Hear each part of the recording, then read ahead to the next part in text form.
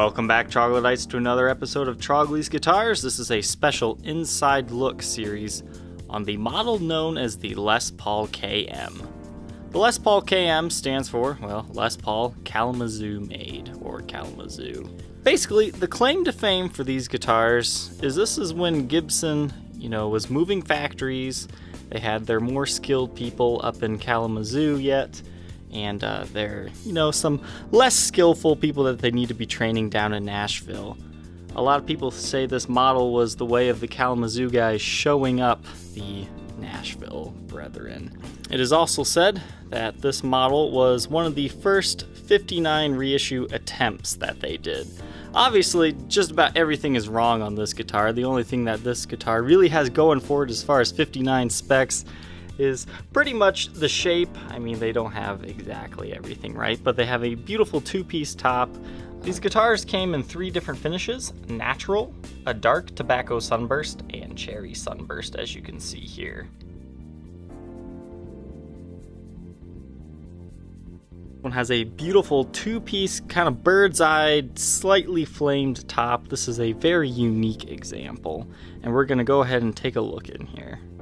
The headstock is the typical large headstock of this era. These were issued a special truss rod cover that said Les Paul, and then instead of custom, it just says KM. The KM stands for Kalamazoo. Despite trying to be 59 reissue guitars, they still do have the maple neck of this era. The neck is maple, as mentioned previously, but the fretboard is made of rosewood, just like any other Les Paul standard.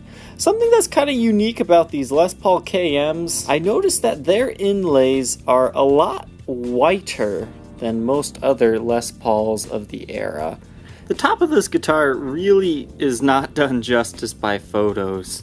There is a lot of light bird's eye and lots of, wood grain on this example. You can see where the custom-made plate was mounted on this guitar when you take it off, but there's no extra routing, just 2 small screw holes. And underneath the pickguard, just more beautiful wood grain. We'll take a close-up look at this custom-made emblem here. It feels pretty much just like a truss rod cover, but it has an extra black layer on the back, so it's a lot more sturdy than a truss rod cover, but you can still bend it. It's not like super firm.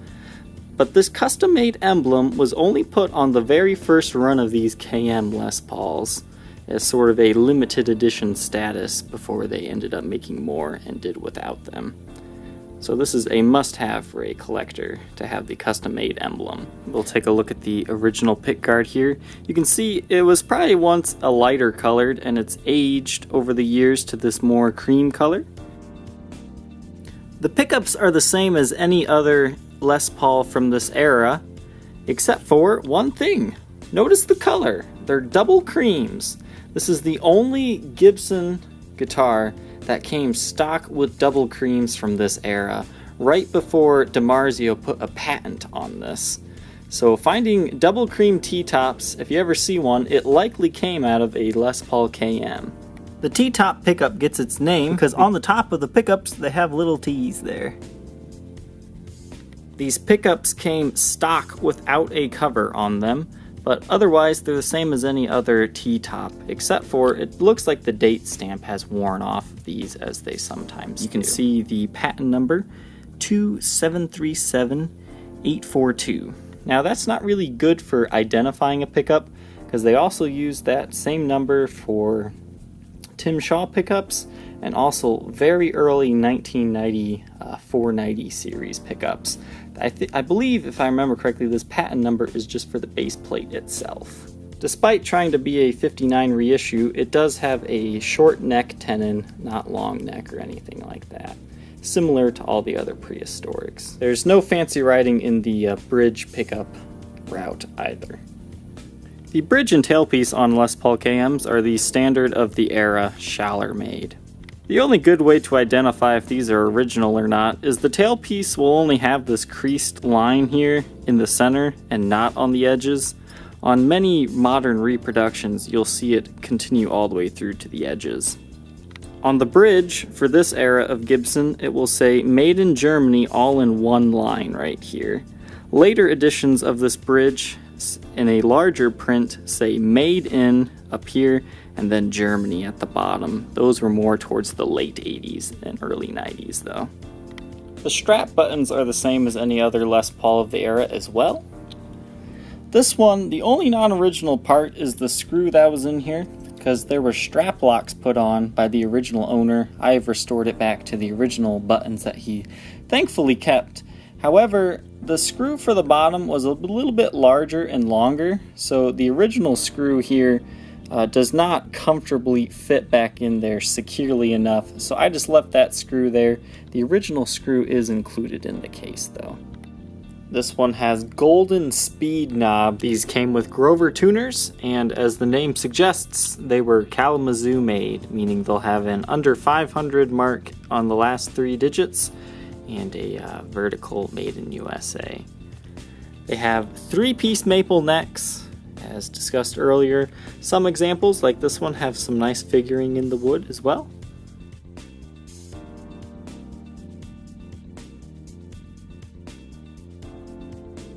The back plates on the Les Paul KM are brown, similar to a 1950s Les Paul standard.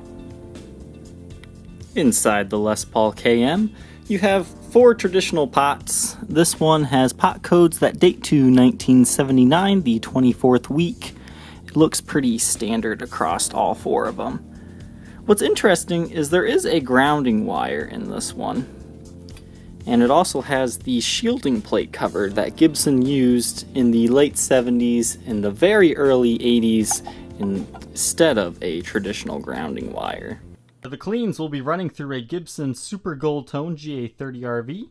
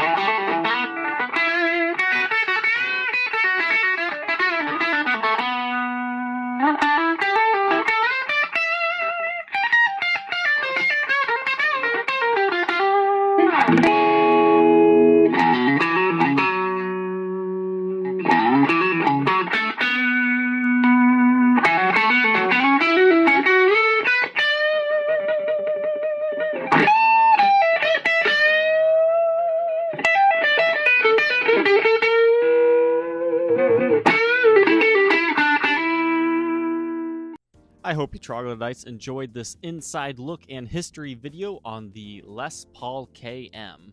Hopefully you learned a little bit about what the original parts looked like and what the specs were. Well, it kind of just made these guitars very interesting and how they kicked off the '59 reissue craze for Gibson.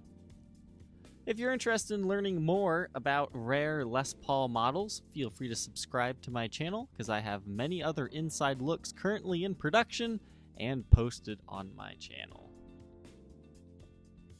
I also do video tours and demos of every guitar I sell. So hopefully you guys learned something, you enjoyed this video. Don't forget to like, comment, and subscribe, and we will catch you on the next episode. Take care.